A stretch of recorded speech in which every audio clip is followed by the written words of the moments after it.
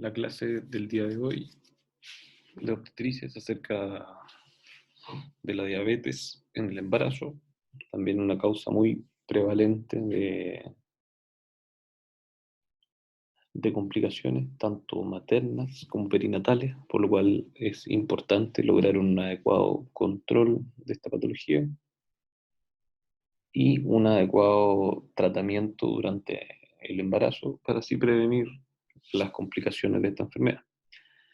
Esta clase le doy los créditos a la doctora Patricia Lizama, que me compartió esta diapositiva, que fueron presentadas en la reunión clínica del Servicio de Ginecología del Hospital de Talca, y las encontré muy claras como para explicar acerca de lo que vamos a hablar hoy día. Así que muchas gracias.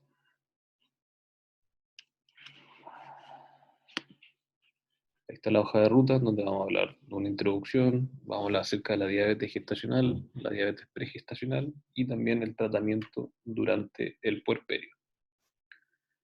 La situación actual en Chile, cómo está en cuanto al tema de la diabetes mellitus. Existe un aumento significativo tanto de la obesidad y también el de sedentarismo, con lo cual la prevalencia de la diabetes en edad reproductiva ha aumentado globalmente. Según la encuesta nacional de salud, indica que la prevalencia de diabetes en el embarazo entre la edad de 25 a 44 años fue de aproximadamente un 1,2%.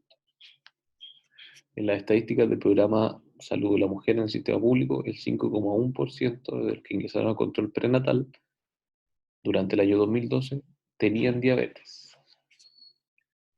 Entre las que estaban clasificadas como de alto riesgo obstétrico, 17,7% tenía el diagnóstico de diabetes ese año. O sea, de todas las pacientes que tenemos en alto riesgo, 2 de cada 10 al menos están en el programa de alto riesgo obstétrico debido a una diabetes, ya sea gestacional o pregestacional. Estamos en esta situación actual ante una epidemia global de diabetes mellitus 2, lo cual ya fue declarado por la Organización Mundial de la Salud. Y además que sumar a esto, cada vez es más precoz la prevalencia de diabetes mellitus 2. Más precoz me refiero en cuanto a la edad de presentación. Hay un aumento de la prevalencia de la obesidad con la edad, lo que se asocia a una fecundidad que va a ser cada vez más tardía.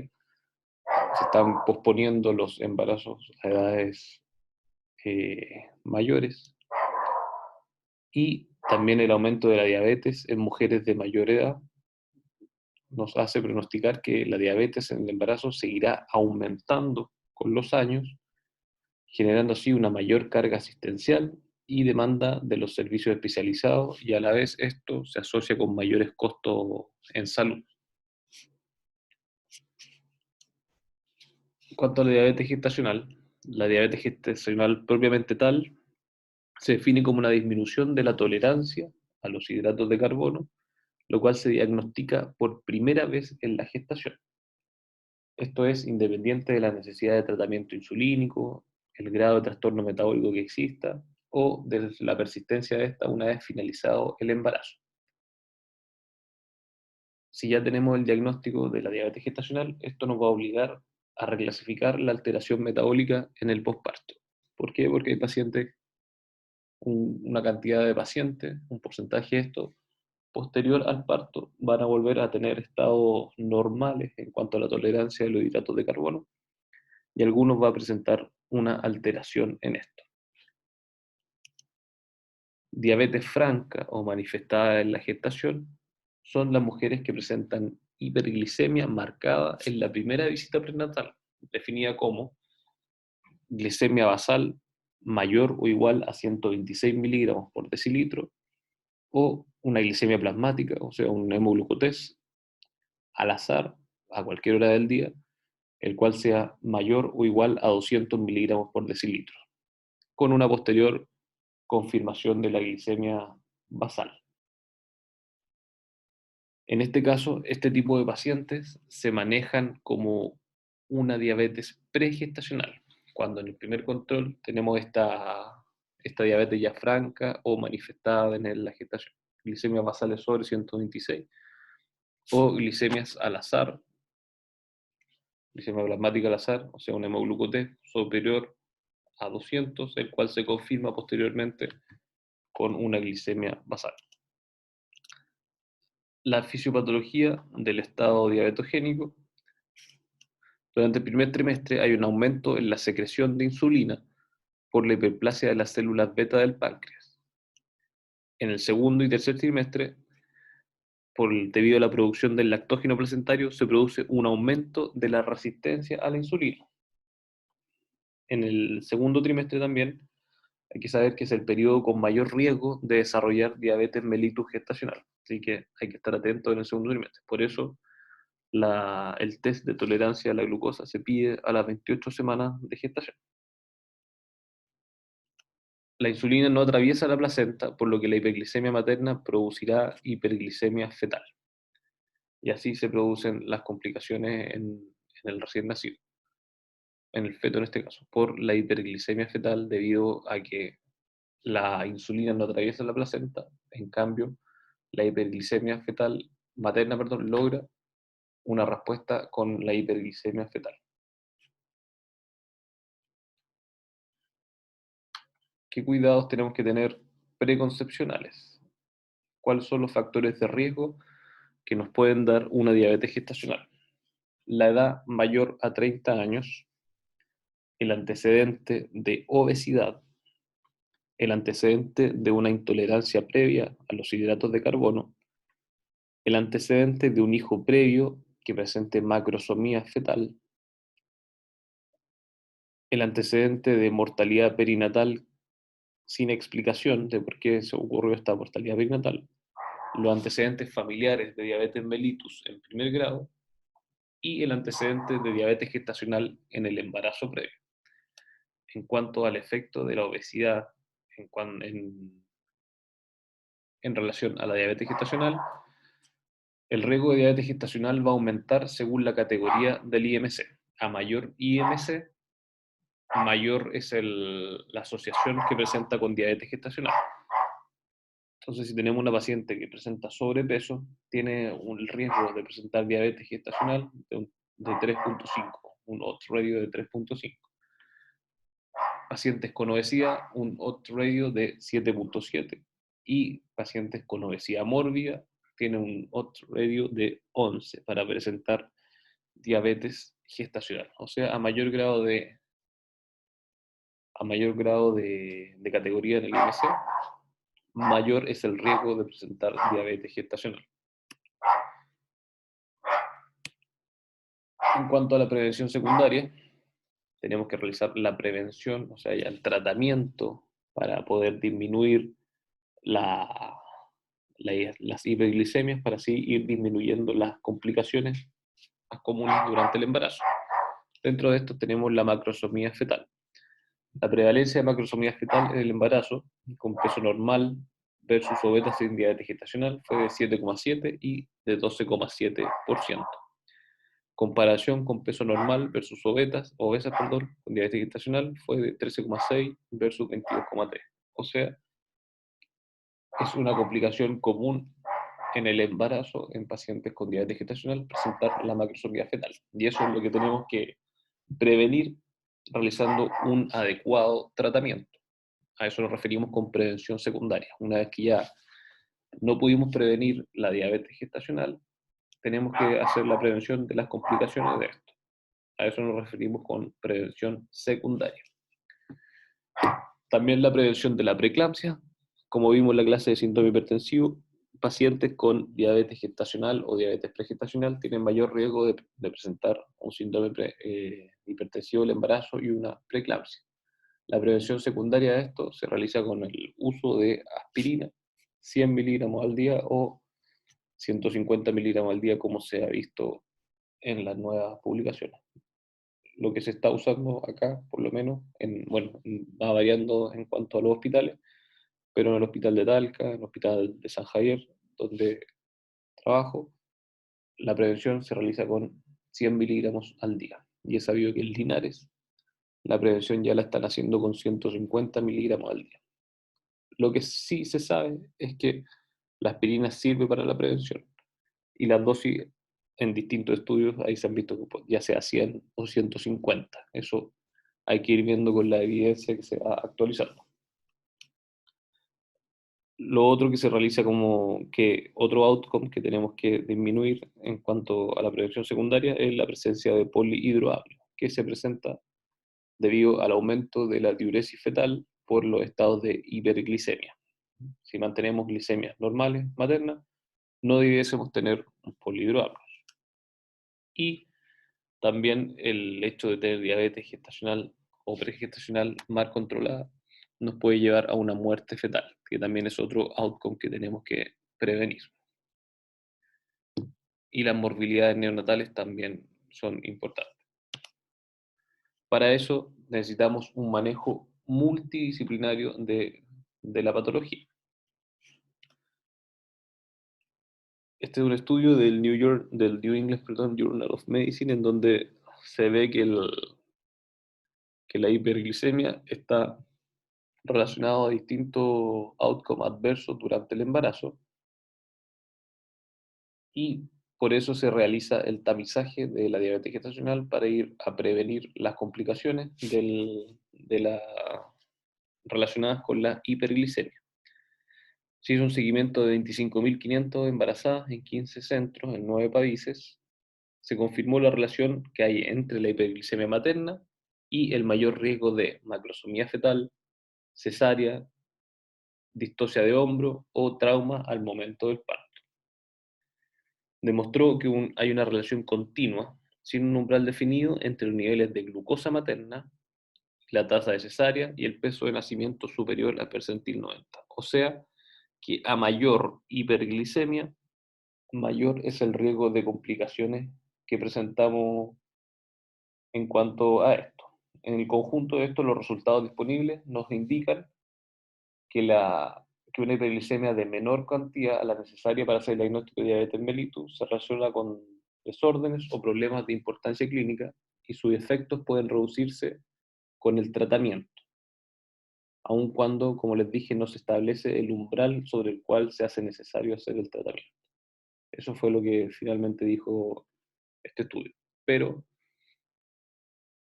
tenemos que dejar los niveles de glicemia lo más normales posible, y así evitar las hiperglicemias y posteriores complicaciones durante el embarazo.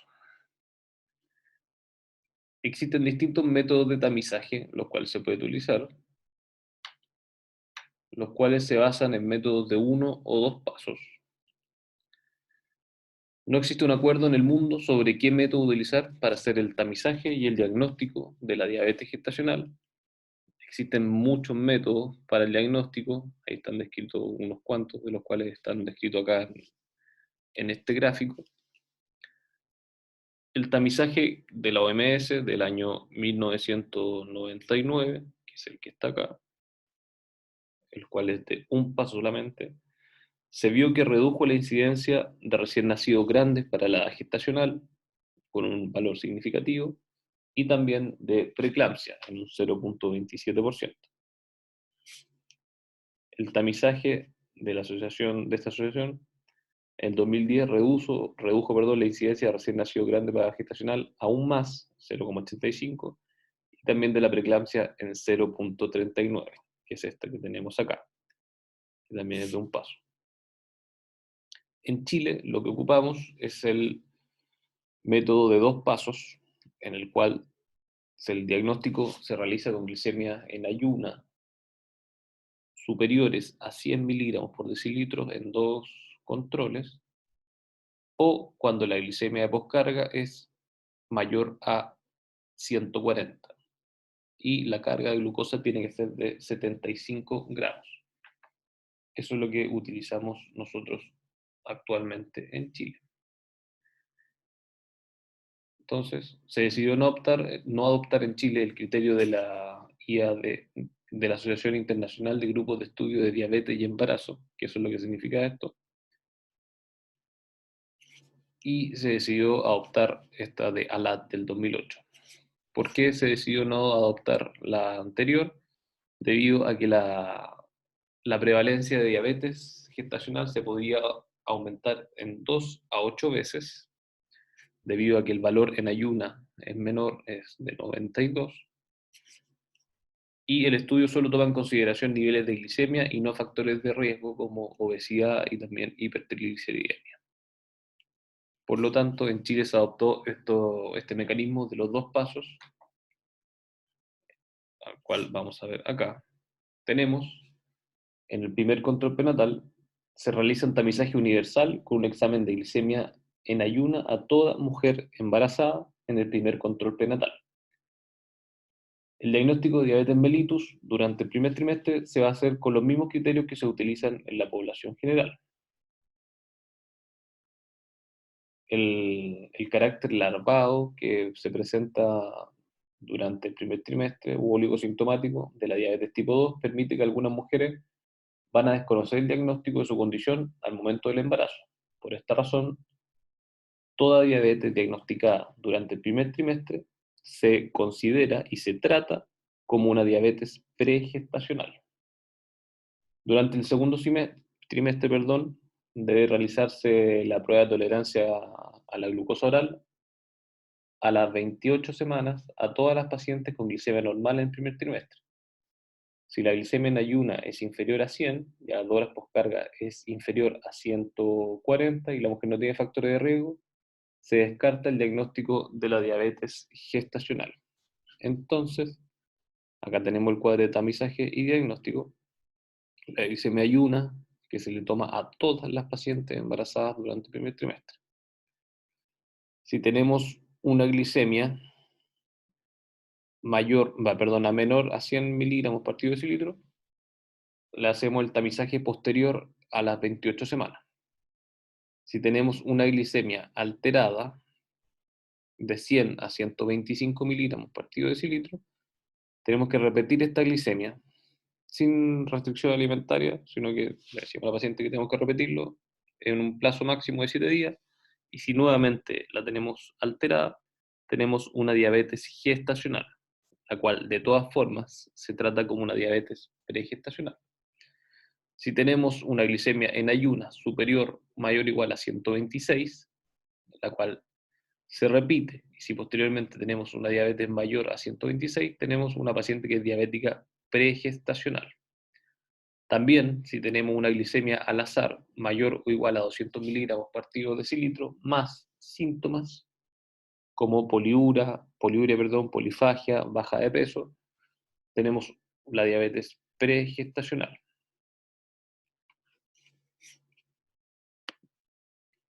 Acá pasamos cuando es menor a 100 miligramos partido decilitro. Tenemos que realizar la PTGO entre las 24 y 28 semanas. Normalmente se realiza las 28 semanas, en el cual tenemos que tener una glicemia en ayuna y 2 horas postcarga. Si es menor a 100 en ayunas y o menor a 140 posterior a estas 2 horas postcarga, tenemos son valores normales. Si es mayor a 100 en ayunas y o mayor a 140 miligramos partido decilitro 2 horas postcarga, tenemos una diabetes gestacional. Aquí necesitamos un examen. Si es mayor a 100 en ayunas o mayor a 140 postcarga, hacemos el diagnóstico de diabetes gestacional. Si la paciente no presenta factores de riesgo, se considera que la paciente no tiene diabetes gestacional. Si tenemos una paciente que tiene los exámenes normales, pero tiene factores de riesgo, como por ejemplo lo son el polihidroamnios, una estimación de peso fetal mayor a percentil 90, o un aumento de peso mayor a 2 desviaciones estándar, tenemos que realizar un nuevo tamizaje con una PTGO entre las 30 y las 33 semanas, con los mismos, que ahí vamos a tener los mismos valores. Si esto es menor a 100 en ayunas o menor a 140 con las 2 horas postcarga, se considera una paciente normal sin diabetes. Si sale alterado cualquiera de los dos, ya sea la glicemia en ayunas mayor o igual a 100, o la glicemia postcarga mayor a 140 se considera diabetes gestacional.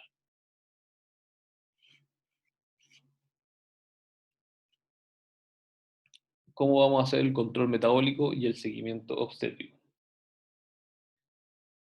Si es que les toca trabajar en atención primaria, por ejemplo, y realizan el diagnóstico de diabetes gestacional, lo que tienen que hacer, aparte de educar a la paciente en cuanto al cambio de hábito, de la presencia de la diabetes, de las complicaciones que puede tener para que la paciente se maneje bien, aparte de eso, tienen que derivarla al policlínico de alto riesgo obstétrico para ser atendida ahí por un médico de la especialidad y seguir sus controles desde allá. ¿Cuáles son entonces las acciones principales que hay que realizar en atención primaria? Explicar en qué consiste la diabetes gestacional y qué repercusión puede tener para ella, para la madre y también para el feto. Facilitar una dieta óptima según el IMC y según la realidad socioeconómica de cada paciente. Continuar con los controles habituales con énfasis en elementos de mal control metabólico, para así ir acentuando qué complicaciones pueden presentar con estos malos controles metabólicos. Derivar también, aparte del derivar al policlínico de alto riesgo obstétrico, derivar de manera inmediata a la nutricionista en la APS, para así ir realizando el control como dijimos, multidisciplinario. Estas son las metas que son las que queremos obtener en cuanto a glicemia a las distintas horas del día. Antes del desayuno, la glicemia capilar, lo ideal es que esté entre 60 y 90 miligramos por partido decilitro. Antes de otras comidas, o sea, del almuerzo o de la once, entre 60 y 105, se puede ser un poco más permisivo. Una hora después de las comidas, las pacientes deberían presentar una glicemia no mayor a 140 miligramos por partido decilitro, y 2 horas posterior a las comidas debiese ser menor a 120. Durante la noche, lo ideal que la glicemia capilar se encuentre entre los 60 y 99 miligramos por partido decilitro, y la hemoglobina glicosilada, lo ideal en pacientes con diabetes pregestacional, cuando se deciden embarazar, lo ideal es que sea menor a 6%. Así va a tener menores complicaciones en cuanto al desarrollo fetal. Estos datos son del protocolo que se maneja en el Hospital Regional de Talca para las pacientes diabéticas y también de otros lados también, pero está basado en lo que se realiza en el hospital. En cuanto a la frecuencia de ecografía, se recomienda añadir un estudio ecográfico entre las 28 y las 32 semanas para así detectar precozmente la presencia de macrosomía fetal o estimación de peso fetal mayor al percentil 90. Si tenemos una estimación de peso fetal que está en el percentil mayor a 90, hay que ir repitiendo la ecografía cada 3 a 4 semanas para ir viendo el grado de macrosomía fetal.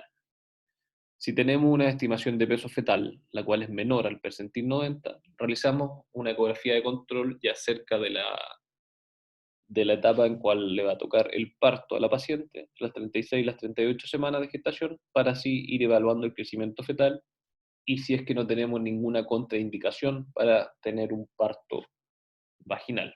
Como dijimos y sabemos, la macrosomía fetal tiene mayor riesgo de distosia de hombros.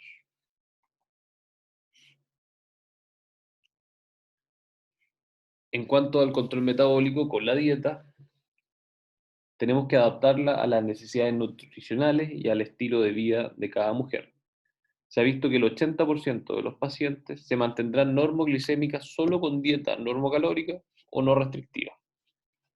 ¿De qué hablamos de esto? Con la porción de hidratos de carbono, perdón, durante el día que no supere el 40 al 50%, las proteínas que no superen el 20%, y los lípidos o grasas que sean de predominio monoinsaturado y que no superen el 30 al 40%. ¿Cómo tenemos que distribuir esto? con 4 comidas diarias más 2 colaciones, para así evitar hipoglicemias en ayunas y también las hiperglicemias postprandiales. Las necesidades son más o menos de 1.600 y 1.800 calorías diarias en el primer trimestre. Si están las pacientes enflaquecidas, aumentar 510 y 420 calorías al día en promedio durante el segundo y tercer trimestre.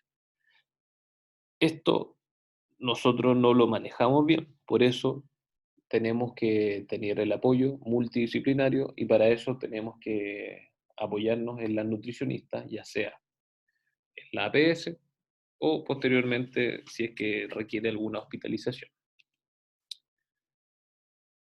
Si realizamos este régimen diabético durante 10 días con control estricto y tenemos glicemia en ayuno que están entre 90 y 105 y las glicemias postprandiales entre 120 y 130, reforzamos las indicaciones y repetimos la glicemia en 7 días. Si persiste descompensación, hospitalizar para un perfil glicémico supervisado. Si presenta glicemia en ayuno mayor a 106 y o glicemias postprandiales mayor a 131, debemos hospitalizar a la paciente para realizar un perfil glicémico y ahí así definir la necesidad de uso de insulina. Como dijimos entonces, lo ideal de la glicemia es que esté menor a 90, menor a 90. Si después de estos días de estricto control tenemos glicemia en ayuno entre 90 y 105, debemos reforzar a la paciente las indicaciones y repetir la glicemia en 7 días. Si nos mantenemos con esta descompensación, tenemos que realizar un perfil glicémico supervisado, que en este caso sería hospitalizado.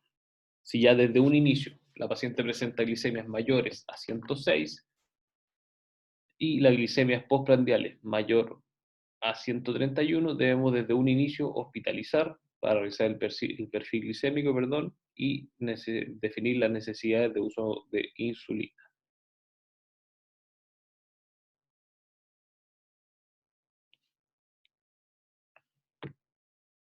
Esto en cuanto a lo que realizamos en el hospital de Talca. Si van a otros lados van a existir distintas guías clínicas, pero esto es como lo que se va recomendando y es lo que nos muestra la evidencia. Pero no en todos lados va a ser igual. Pero a esto se tiende, para que si van a estar en otro lado, no piensen que es de una forma u otra. Hay, como les mostré antes, los métodos de tamizaje. Existen muchos tipos de tamizaje de distintos pasos y en distintos países se realiza de distintas formas. Por eso tenemos que ir viendo, dependiendo del lugar en el cual estamos, pero todo va tendiendo a que sea de una manera similar cómo se realizan los seguimientos. Cuanto al manejo de la diabetes gestacional con dieta, tenemos una paciente diabética gestacional con dieta, se realiza el seguimiento menos de 32 semanas, tenemos que tener un control mensual por médico en el poliaro con hemoglucotés mensuales. Entre las 32 y las 37 semanas, control mensual en el poliaro con hemoglucotés y registro basal no estresante cada 2 semanas, o sea, ir un poco más estricto el control.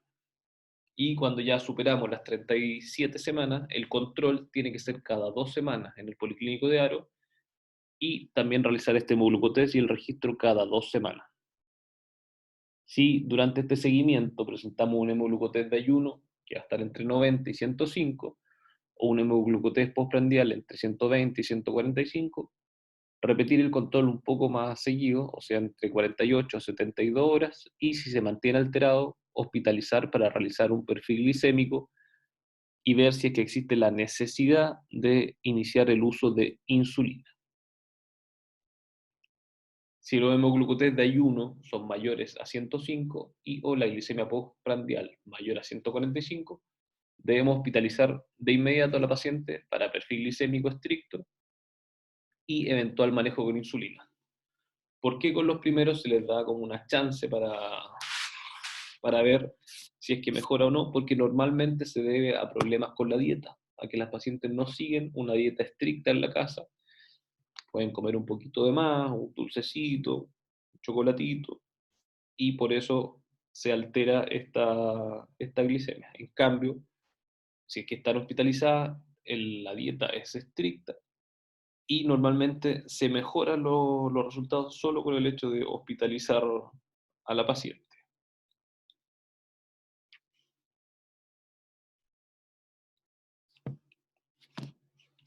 El manejo de la diabetes gestacional con insulina. Tenemos una paciente diabética con insulina.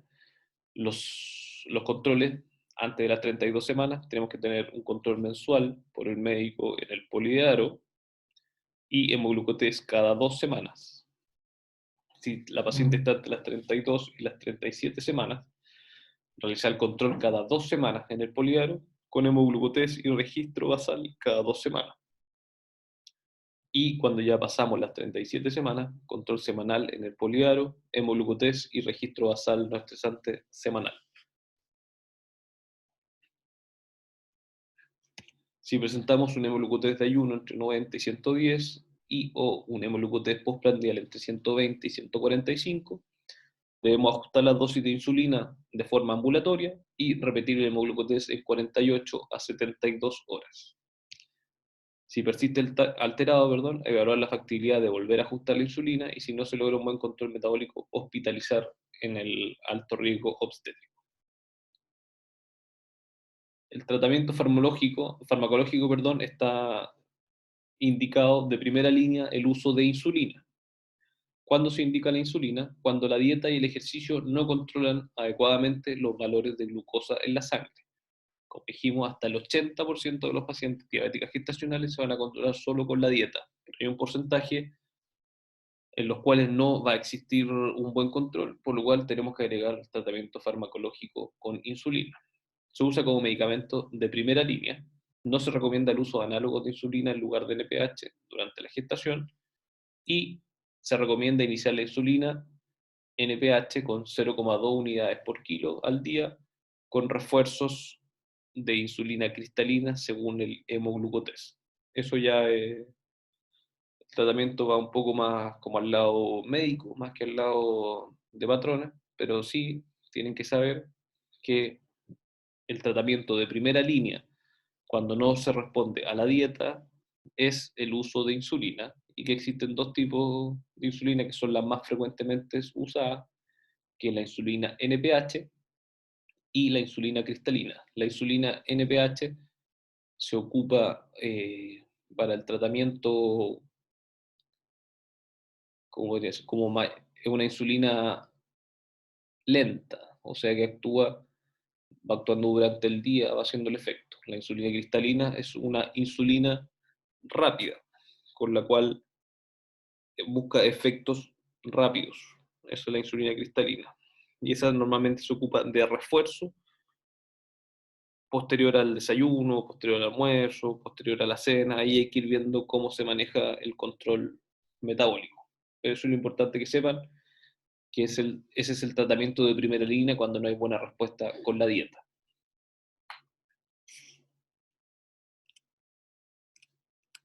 En cuanto a la metformina, la dosis va desde los 500 miligramos 2 veces al día y se puede llegar hasta los 3.500 gramos al día. Normalmente esto se usa en pacientes que ya usaban previamente la metformina. No está indicado, no sirve el inicio de la metformina durante el embarazo. Solo va a servir en pacientes que ya estaban usando el tratamiento, por lo cual deben mantener el tratamiento.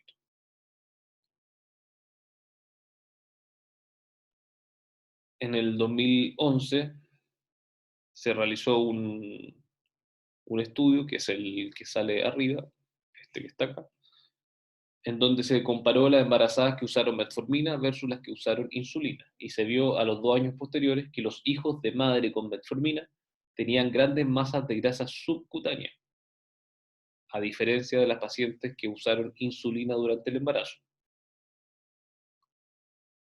Y se complementó este estudio con outcomes a 7 a 9 años posteriores al nacimiento de estos niños, y se vio que los niños que se expusieron a metformina en el embarazo eran más grandes en peso, más grandes en circunferencia del brazo, tenían la cintura más grande y también un índice de masa corporal mayor. Así que lo ideal es el uso de la insulina y no hay que iniciar la metformina durante el embarazo. Solo se mantiene si es que la paciente ya presentaba un tratamiento previo.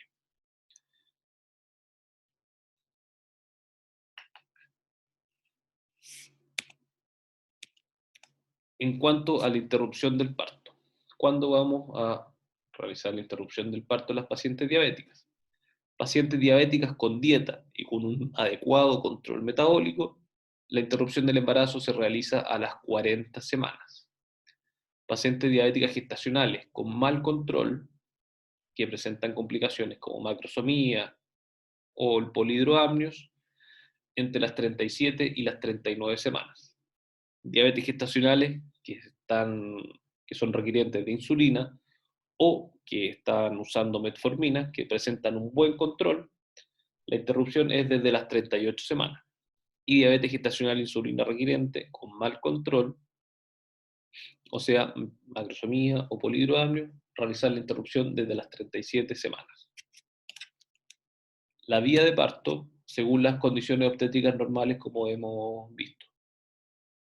Y si tiene una estimación de peso superior a 4 kilos, se recomienda evaluar cada caso, porque sabemos que las pacientes con estimación de peso mayor a 4 kilos y que son diabéticas gestacionales o pregestacionales, tienen mayor riesgo de distocia de hombro. Así que hay que estar atentos a eso.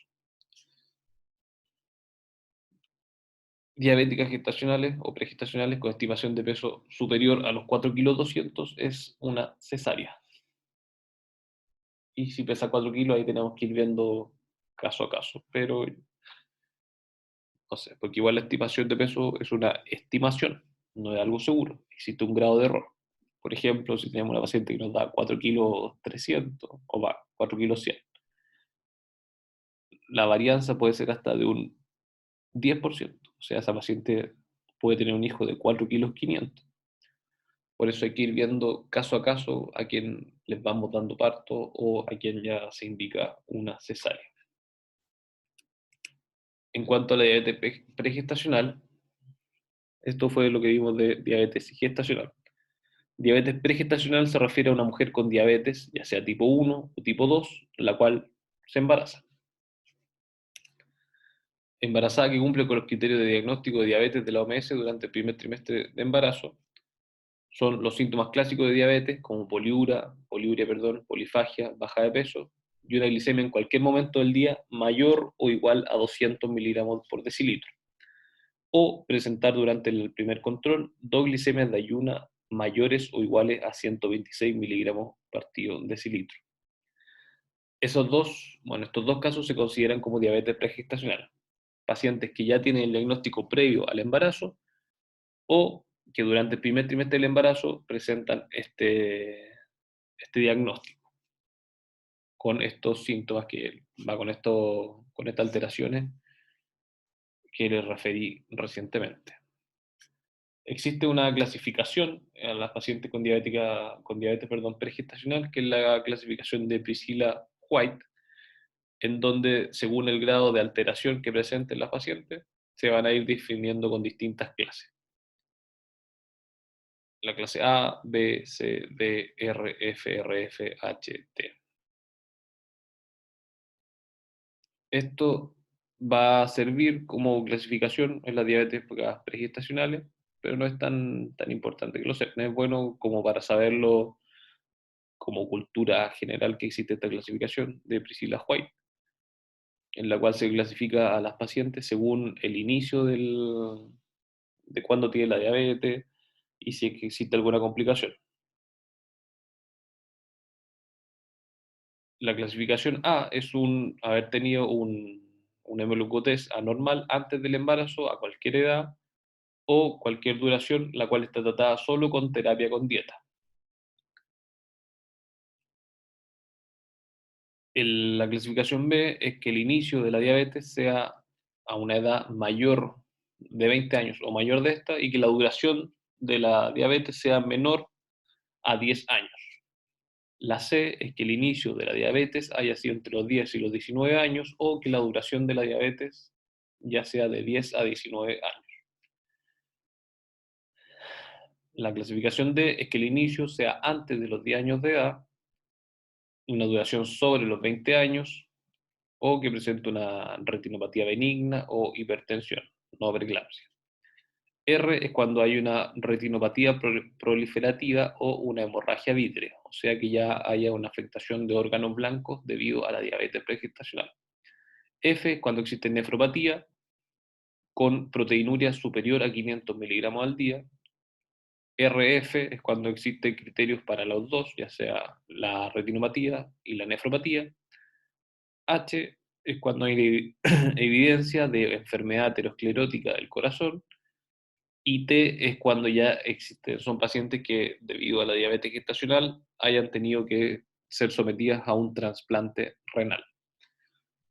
Esta es la clasificación de Priscilla White para las diabéticas pregestacionales. ¿Qué cuidados tenemos que tener preconcepcionales en las pacientes diabéticas pregestacionales? Toda mujer, ya sea con diabetes mellitus 1 o diabetes mellitus 2, debe asegurarse un buen control metabólico, o sea, hemoglobina glicosilada bajo 7 y ojalá bajo 6, porque así disminuyen las complicaciones. El uso de ácido fólico, 4 miligramos al día, a diferencia de las pacientes que no presentan riesgo de tener malformaciones, en la cual se ocupa 1 miligramo al día. Y esto tiene que ser 3 a 6 meses previo al embarazo, cuando ya se está planificando el embarazo. Eso es lo ideal en las pacientes diabéticas pregestacionales. Una planificación del embarazo cumpliendo estas metas pregestacionales. Y recomendar la suspensión de IECA, que se ocupan que se ocupan pacientes que tienen asociada hipertensión, o el uso de estatinas que se ocupan en pacientes que presentan hipercolesterolemia. Todo eso en pos de tener adecuados outcomes en cuanto al recién nacido. O sea, lo ideal, si es que algún día llegan a pedirle consejo, ya sea, normalmente van al consultorio, si es que son pacientes diabéticas y se quieren embarazar, se pueden embarazar, pero si es que cumplen las condiciones necesarias y si es que van a ser responsables durante el embarazo para evitar estos malos outcomes perinatales. Siempre no podemos negarle la oportunidad de ser madre a una mujer, pero sí tenemos que comentarle acerca de los riesgos y complicaciones que pueden tener y tratar de educar en cuanto a la prevención de las posibles complicaciones que pueden tener con todo esto que le estamos mencionando. ¿Cuáles son los riesgos que presentan fetales de la paciente que tiene una diabetes preexistente? Primero, las malformaciones congénitas. Las más frecuentes son los defectos cardíacos congénitos, 30-40%, defectos en el tubo neural, como la anencefalia o la espina bífida, y también defectos urogenitales. Todo esto se puede controlar si es que tenemos los niveles adecuados de hemoglobina glicosilada, la suplementación con el ácido fólico y el no uso de medicamentos como los IECA y las estatinas. Por eso es necesario un consejo preconcepcional.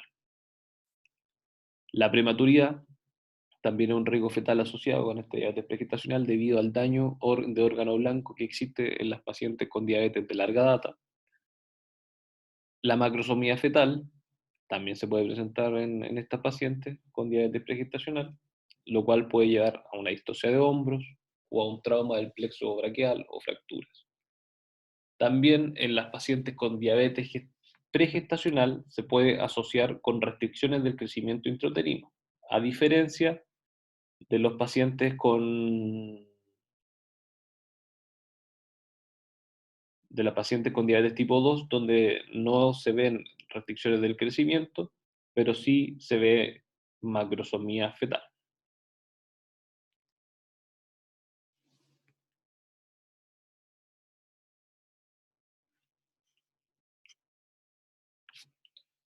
Otra complicación importante es la mortalidad perinatal, que puede abarcar hasta ya un 3 a un 4% de los pacientes. Diabetes pueden presentar muerte por asfixia neonatal o infección intracnótica, o muerte por anomalía congénita o por complicaciones de la prematuridad. Riesgos maternos son asociados normalmente a complicaciones en cuanto a la vasculatura. Dentro de esto tenemos la retinopatía diabética. La probabilidad de progresar va a estar relacionada con la duración de la diabetes mellitus, la presencia y la gravedad de una retinopatía preexistente y el control glicémico previo. A mayor hemoglobina glicosilada previo al embarazo, mayor riesgo tenemos de retinopatía diabética. A mayor riesgo, a mayor grado de gravedad de la retinopatía diabética, mayor grado de progresión puede existir en esta. Y a mayor duración de la diabetes mellitus, mayor es el riesgo también de progresar en cuanto a la retinopatía diabética. Otros factores que se asocian con la aceleración de esto es la hipertensión arterial, el tabaquismo y la hiperlipidemia. Se asocian con una aceleración de la retinopatía durante el embarazo. En este estudio donde se ve todas estas probabilidades. Este fue un estudio prospectivo, 140 embarazadas, con diabetes pregestacional, las cuales no presentaban retinopatía proliferativa en el examen periconcepcional. Y ahí se vio cuáles son las asociaciones, cuáles son como las características que presentaban las pacientes que más se vieron asociadas con el aumento, con la aparición o con la rápida progresión de la retinopatía diabética.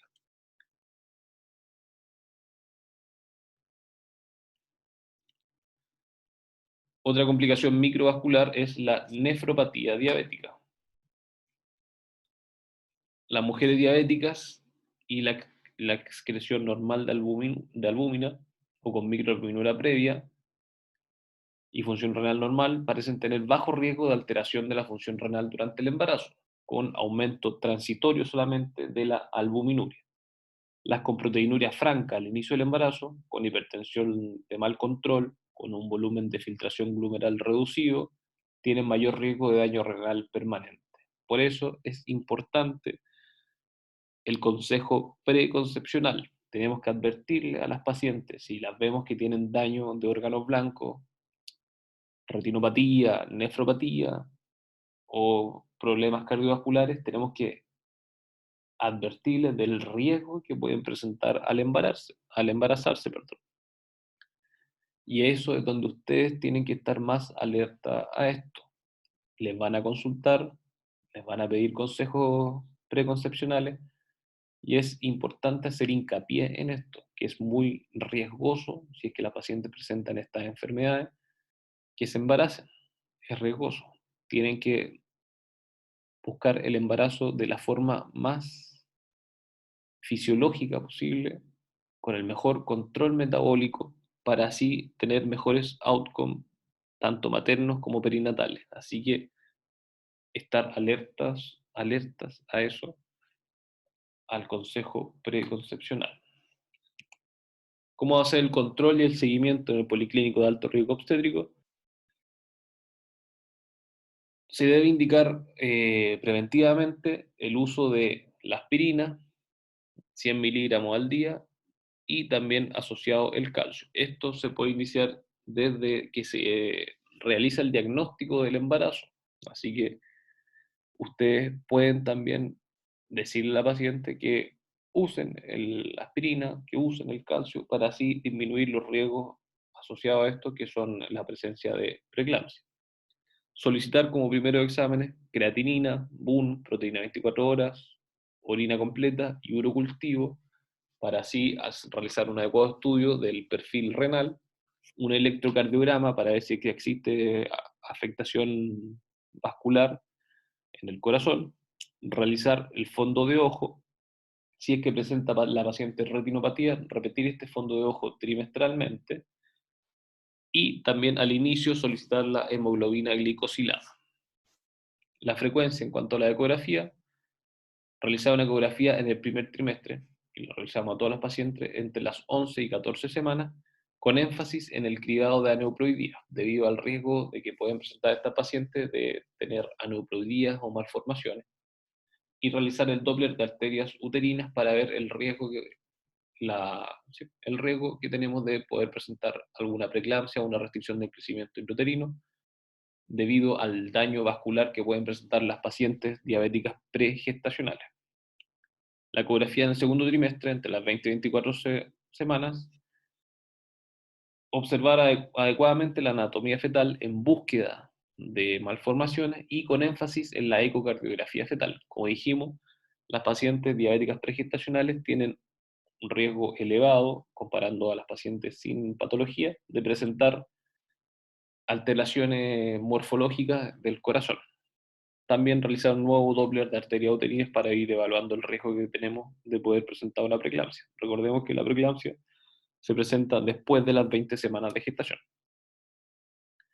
Y en el tercer trimestre, mayor de 30 semanas, evaluar cómo va el crecimiento fetal. Recordemos que puede existir riesgo de tener un feto con el percentil mayor al 90 y también de polihidroamnios, por lo cual debemos ir evaluando el estado del líquido amniótico.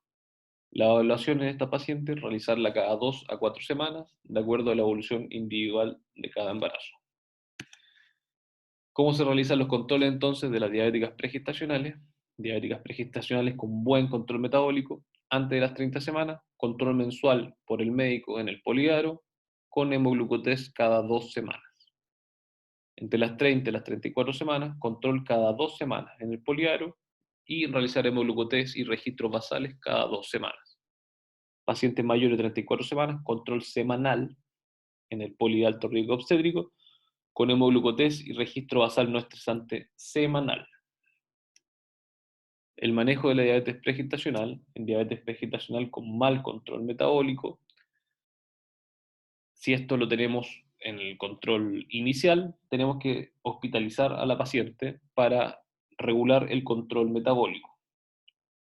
Si que tenemos controles glicémicos previos normales, con hemoglucotés de ayuno entre 90 y 110 y hemoglucotés postprandial entre 120 y 145, podemos realizar un ajuste de la dosis ambulatoria y repetir con hemoglucotés cada 48 horas. Si es superior a esto, debemos hospitalizar a la paciente. ¿Cuándo indicamos, cuando indicamos la hospitalización? Para iniciar la insulinoterapia, pacientes con un inadecuado control metabólico, si es que vemos que existe deterioro de la función renal, si es que observamos alteración en cuanto al bienestar fetal, o comorbilidades asociadas que ameriten vigilancia más frecuente, como por ejemplo, si a esta diabetes pregestacional se le asocia un síndrome hipertensivo del embarazo, o pacientes diabéticas pregestacionales que presenten alguna patología como lupus, eritematoso sistémico, o que se asocie a una restricción de crecimiento. Todas estas pacientes deben estar hospitalizadas para un adecuado seguimiento. ¿Cuándo se resuelve el embarazo de estas pacientes? Diabéticas pregestacional, sin patología y buen control metabólico, entre las 37 y las 38 semanas. Diabetes pregestacional sin patología, o sea, la clasificación de Priscilla White desde la B a la D, y mal control, 36 semanas.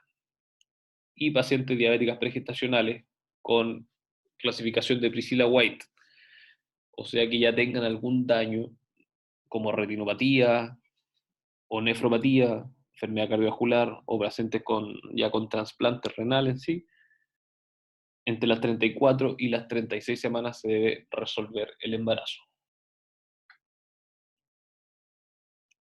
Durante el parto tenemos que realizar un control glicémico. Durante este trabajo de parto, ya sea activo, espontáneo, inducido, ¿cómo realizamos el control glicémico? Se debe administrar una solución glucosada al 5% más electrolitos, sodio y potasio, la cual va a pasar a 125 ml por hora. Si la inducción es programada, se suspende la dosis habitual de la insulina y se efectúan controles de glicemia cada 1 a 2 horas. Simultáneamente se inicia infusión endovenosa de insulina para así lograr mantener glicemias entre 90 y 120. Si una diabética tipo 1, es importante no suspender la insulina NPH de la noche previa. Recordemos que estas pacientes no tienen reserva insulínica, por lo tanto necesitan de su insulina. Y la infusión se suspende postparto y se vuelve a la normalidad. Aquí abajo se ve el cuadrito de cómo va a ser el goteo que va a requerir de insulina, unidades de insulina por hora para las distintas glicemias. Lo ideal es mantener glicemias en estos rangos que están descritos acá abajo. Entonces, todas las pacientes que están durante el trabajo de parto activo, se le indica esta solución glucosada al 5% más electrolitos y se va controlando con glicemia capilar, o sea, hemoglucotés, por hora. Y así se va ajustando la dosis de insulina, la cual se va a dar por infusión continua. Durante la operación cesárea debe ser programada, ojalá, a la primera hora de la mañana. En la paciente con diabetes mellitus 1, no suspender la dosis de NPH nocturna previa, suspender la NPH matinal y dejar en régimen cero. Si la cirugía se retrasa a la tarde, indicar aproximadamente 1/3 de la dosis de NPH matinal con la infusión de suero glucosado para evitar la cetosis. Controlar la glicemia preoperatoria y así ir ajustando la dosis de insulina. Y el control postoperatorio se realiza cada 2 horas y se estabiliza entre 70 y 150 miligramos partido decilitro. Esto lo van a ir viendo más adelante si es que les toca trabajar en una unidad como el preparto, donde normalmente hay pacientes diabéticas gestacionales, en las cuales hay que ir manejándola, y ahí eso lo van a ir viendo, verlo en la teoría es cosa como de ir aprendiéndose nomás las dosis, pero eso con la práctica se va a aprender mejor. Y ahí se va a ir viendo cómo se prepara esta infusión, cómo se va controlando este microcoteo de insulina.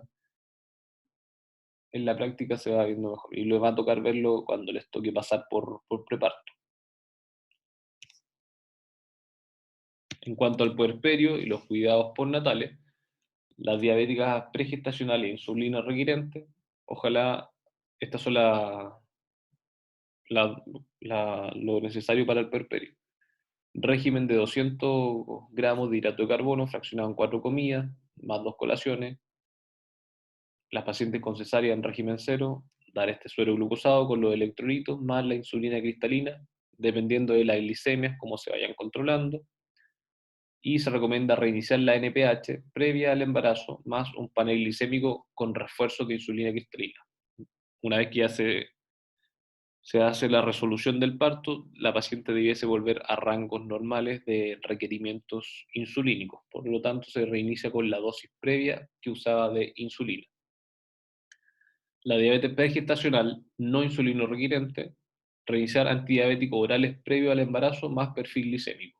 Y tenemos que dar insulina cristalina si presenta alteraciones mayores a 180 miligramos partido decilitro, que es lo que está aquí, a este lado. Estas son las diabéticas pregestacionales insulino requirentes para ver las necesidades de insulina según el grado de alteración de la glicemia. Las diabéticas gestacionales, régimen común sin restricción de hidratos de carbono y no requiere control de glicemia en el postparto. En el periodo de puerperio inmediato, el estado de resistencia a la insulina que caracteriza el embarazo va a disminuir de forma rápida. Y hay que controlar los valores de glicemia postparto, puesto van a bajar mucho los requerimientos de insulina. Por eso tenemos que estar atentos durante la etapa del puerperio.